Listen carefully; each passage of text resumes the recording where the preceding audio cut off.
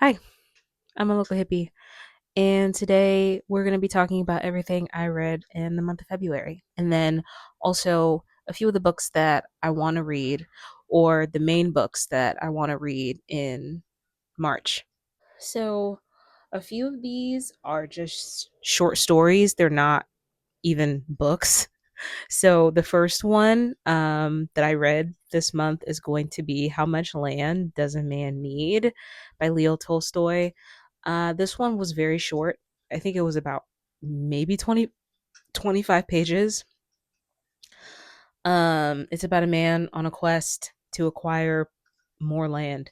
It's more than that. It's a little bit of um, a moral teaching about greed and contentment, um, and how detrimental being like greedy can be and what it can cost you, and also making do with what you have.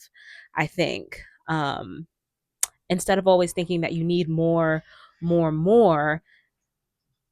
sometimes it's important to figure out how or what you can do with the resources that you have. So I rated How Much Land Does a Man Need? I think 5 stars, because I think that's something that I would go back and I would read over and over and over again. So that's How Much Land Does a Man Need? I rated that 5 stars.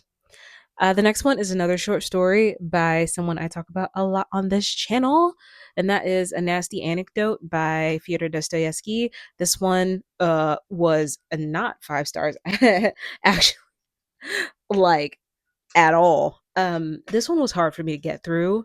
Like, I understood what was going on, and that's exactly why I felt like it needed to be shorter. But like, I I can't even wholeheartedly say that, because what made it longer is what helped you kind of understand another character's point of view who was integral to the story. So it's like, no, it didn't need to be short, but like, kinda. I don't know. I rated this one like, uh, this this hurts, but this one was 2.5. For my enjoyment, this was 2.5. Like, I you know, you know what I'm saying? Just I didn't like it. I didn't like it, and it was very very difficult to get through for me. Uh, about as hard as it is to explain how much I disliked this story. Again, I understood what it was about. I just didn't like it. You know what I mean? And I got what it was about early on. And I also understand the context that is provided in this story is important, but I didn't need it. You know what I'm saying? It's a nasty anecdote by Fyodor Dostoevsky, um, my favorite author. It just feels so crazy rating something of his 2.5 stars, but objectively, I would give it a 4. Subjectively, is it 2? I didn't read any other short stories. Um, I am reading a short little novelette currently, and I plan on finishing it today. Today is February 28th, so this one is on the list, and that's Knotted by the Incubus by Amani J. This one, probably another 2 star as well. eh, you know, the thing about reading things that you don't enjoy as a writer is that you learn how not to write. You learn what not to do. So that's all I have to say about Knotted by the Incubus. It's an Omegaverse thing on Kindle Unlimited. I still don't know what that even means, what an Omega even is, what an Omega verse even is. I just jumped into it. It's a Valentine's Day one, so it's very fitting, uh, considering. But whatever, 2 stars for that one. So now we're firmly out of short story and novella territory, and now we're into the actual books that I read this month. The first thing I finished was The Stand by Stephen King, which I have a video up on that. I didn't really expand much on how I felt about it because how do you talk about a book that is 1,200 pages long that you set out to read in 4 months, but actually read in a month and a half? You just can't. That was 4.5 stars. Not quite a five, but probably not, honestly. Most things that I read by Stephen King, I read more than once. So, because he's like my second favorite author ever. So it's like anything that he reads, I would read more than once just because I love the way he writes, but that doesn't necessarily mean that what I read and continue to reread by him is 5 stars, if that makes sense. I just love his writing style. His authorship is a comfort for me, if that makes sense. So this one, I think, is 4.5 stars. Um, this book made me feel things that I didn't think that I would feel for characters that I didn't think I would feel them for, which is a powerful testament to Stephen King's character writing ability. Because what the freaking hell, dude can write some really complex characters that you understand even when they're bad. You know what I mean? So, yeah, I love The Stand. If you haven't read it, maybe do read it. The next book I read this month was My Funny Demon Valentine by Aurora Asher. This one was 4 stars, maybe 4 point. No, I'm gonna give it 4 stars. I think 4 stars is safe. I really, really enjoyed it. I ate it up and I read it so quickly that I'm just like, this was like, it was so good. So good that I immediately wanted to jump into the next book. So, yeah, that's My Funny Demon Valentine. The next one is My Demon Hunter. I swear I read these two books like in 2 days. Not 2 days, but probably more like four. Crazy. My Demon Hunter, this one was 3.5 stars. Drastic difference. Not drastic difference, but a pretty big difference. Maybe it was just 3 stars. Yeah, I would say it's 3 stars. Which, why is that happening? Hold on. Oh, it's because it's dying. Oh my god.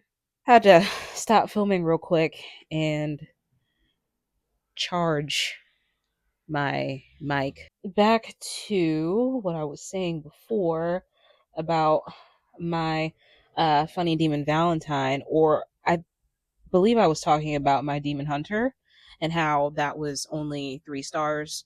Um, because I don't know, something about it, I just didn't like it as much as My Funny Demon Valentine. I think I didn't really care for Lily as much. And it's like Mist had a compelling story, but he had this like martyr attitude that just stopped him from listening to anyone, like, and figuring out if there were solutions to his problems. Because Mist is the hunter from My Funny Demon Valentine who was hunting our hero in that book and his 3 brothers who escaped hell.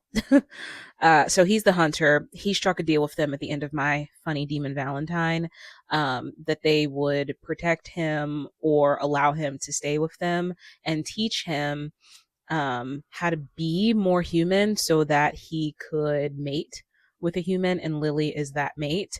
And I don't know, I just didn't like this one as much, to be completely honest with you. I still read it, and I still read it very quickly. I literally read it in 24 hours.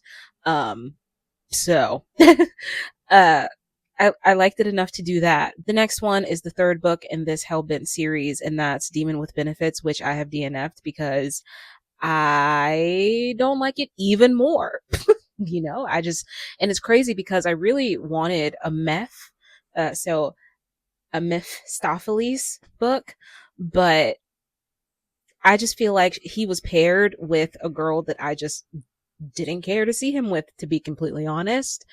Um, and then I really dislike when white authors write black characters and then they pull from stereotype to write them. I don't appreciate that. And the character that this author did that for was a very minor character. She was our heroine's mother from the first book. Um, and tell me how her being in distress about her husband literally lying to her for basically their whole marriage, causes a literal demon to be afraid of her. And not only was this literal demon afraid of her, but he was more afraid of her than one of the kings of hell, his brother Belial, who has literal hellfire in his eyes and who bursts into hellfire when he is upset and can kill him. He was more afraid of this human black woman than he is of his brother who could literally kill him. I,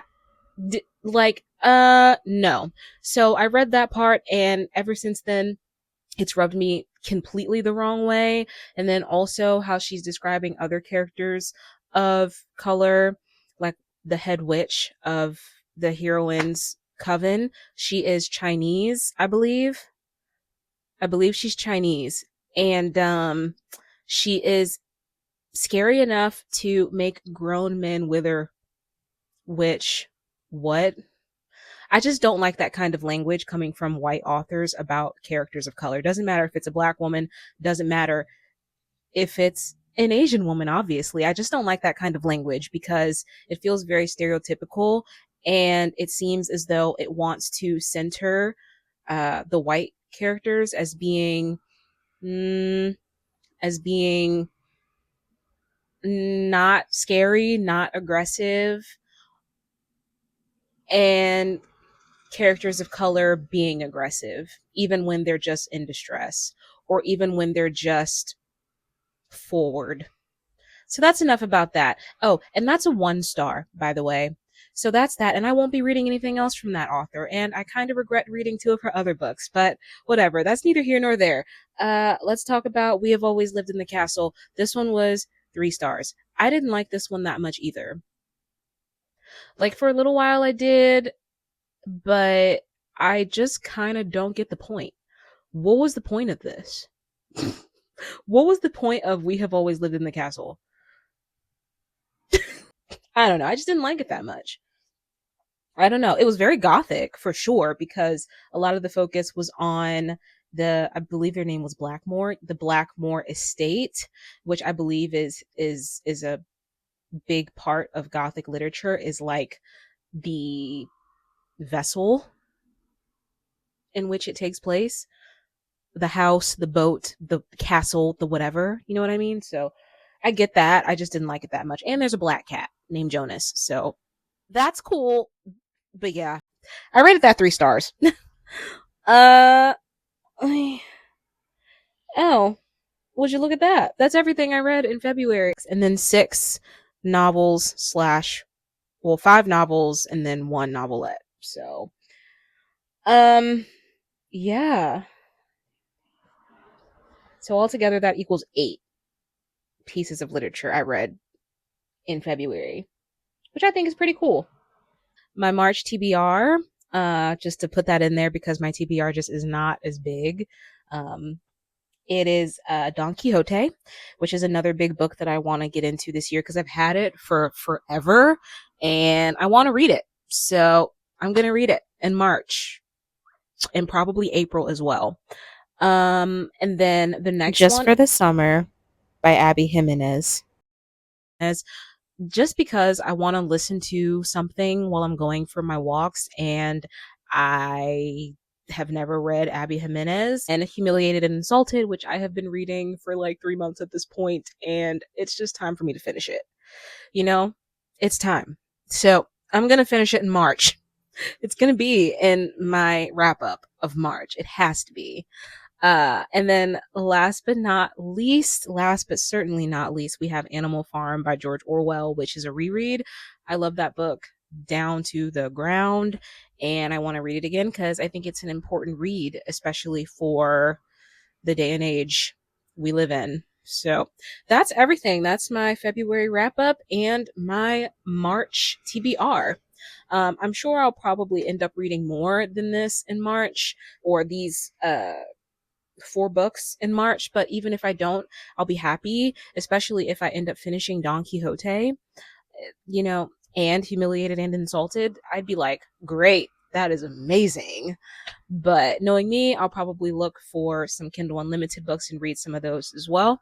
Between these classic pieces of literature, just to kind of lighten my load. You know what I mean? But yeah, that's going to be the end of the video. I hope you have a good day. I hope you have a good evening. And most importantly, I hope you read a good book. And I'll see you when I see you. Bye.